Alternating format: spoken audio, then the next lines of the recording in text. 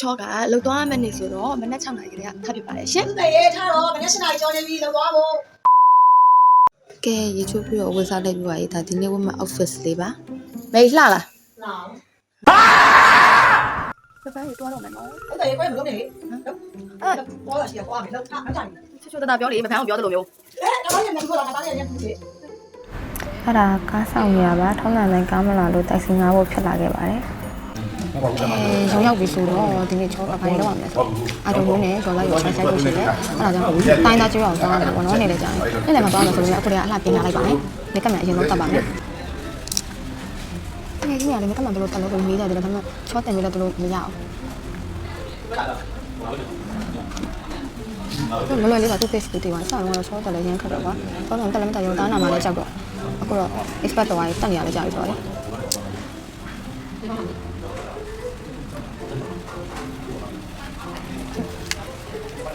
我那天来公里。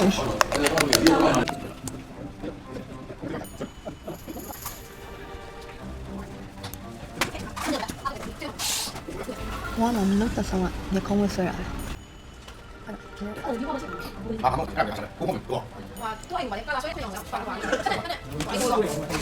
နောက်ဆုံးတော့စပင်ဖေးခေါင်းဖေးနဲ့လာတော့ပါပြီ။ကဲကိုဘယ်မှမရှိဘူးချောတယောက်ပဲပေါ့နော်။အကုန်လုံးအလုပ်ကိုစီဖြစ်နေကြတော့ချောကနေ့လည်းမတော့မှဆိုတော့အေးစေးလေးထိုင်လိုက်ပါဦးမယ်။ကဲအိုင်တော့ကိုလိုက်မေးပြီးပါပါ။တိုင်းတကြည့်ရမှာလား။ဒါကတော့အလုပ်ပြီးလို့ရုံးကိုပြန်နေရပါ။ဒါကတော့ရုံးဆက်ဖို့15မိနစ်လောက်လိုနေတဲ့အချိန်လေးကအလုပ်မရှိအလုပ်ရှာပြီးတော့ဘယ်လိုပြောရမလဲရုံးဆက်မဲ့ချိန်ကိုထိုင်ဆောင်နေရပါတော့။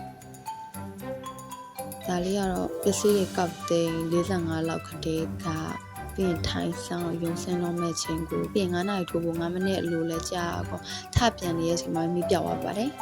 ။ကဲဒီနေ့ကတော့ဒီလောက်ပါပဲ။အိမ်ကလာကြိုးလို့ပြန်ပါပြီ။ဘိုင်ဘိုင်။